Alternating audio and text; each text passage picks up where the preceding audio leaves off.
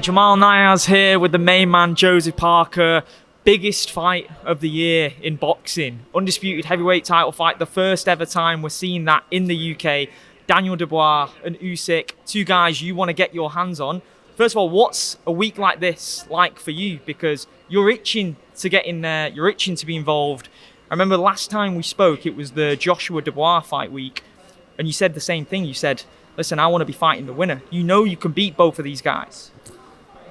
On a fight week like this, it's just nice to be here and be involved in the buzz of a massive fight like this, right?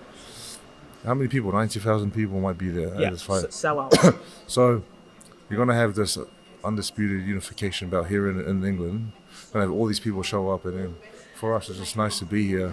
Obviously, I do have my eyes on the winner, and I love the opportunity to fight the winner, but you never know what's going to happen. I'm going to let it play out and see I can get closer to who I want to fight next and when I want to fight next. You've studied Dubois for a while now. You were meant to fight early this year in February. Do you believe he has the tools to knock Usyk out? I do believe he has the tools to cause an upset, but it all comes down to what Daniel Dubois does and how he shows up. Like body-wise and physically, he's always in great shape. I think more so his mindset and mental toughness, and there might have been a barrier that sort of stopped him in a few fights. But if he can overcome that, when times do get hard in the fight, it could be a different fight altogether. Who do you lean towards? Because there's an argument as well that Tyson Fury took a lot away from Usyk in those two fights. They were absolute wars. Tyson took a lot from Usyk.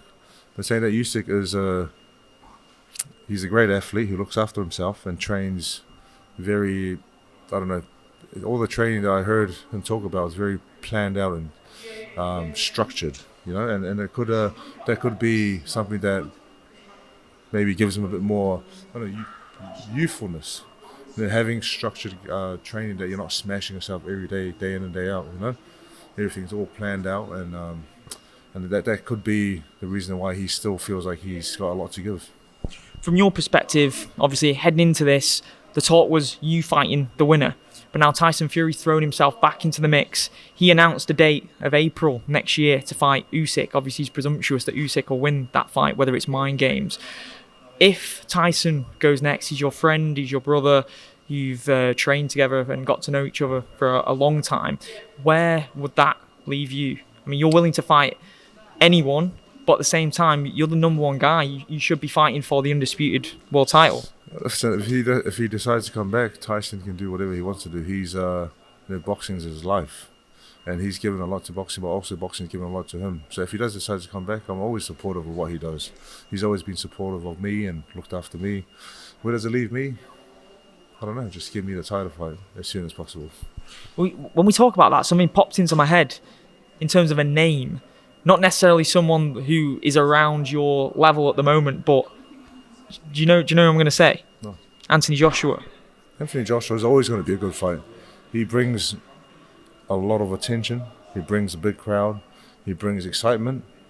And his last fight against Daniel Dubois was a tough fight for him.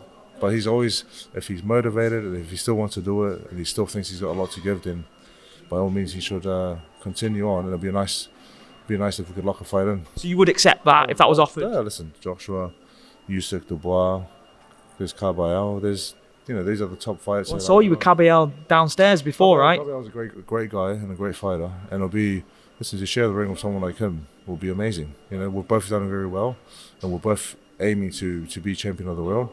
So, you know, we'll see who can get there first. I don't know if you've seen, but around 20 minutes ago, obviously you've been doing interviews, but Turkey Al-Sheikh has said that he's interested in doing Anthony Joshua versus Jake Paul. Now, when you hear those words get said, Eddie Hearn's been interested for a while because of the money, obviously. Turkey's interested because if Anthony beats Jake Paul in the way that a lot of people believe he would, it removes Jake Paul from that scene of boxing. Let's talk about fights that make sense. Jake Paul's doing whatever Jake Paul does.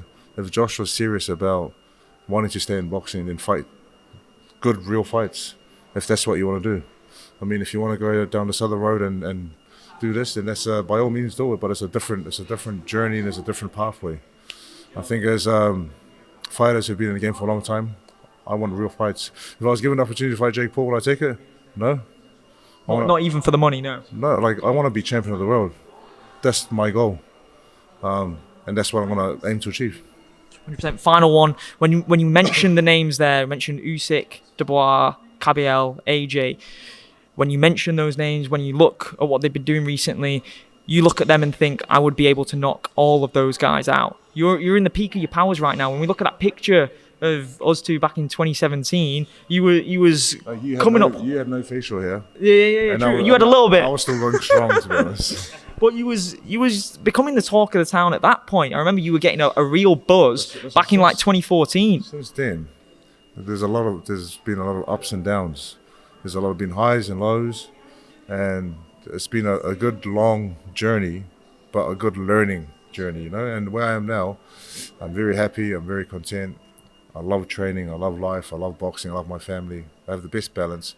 Just give me a fight. 100%. Well, I appreciate the time, brother. Thank you. Pleasure as always.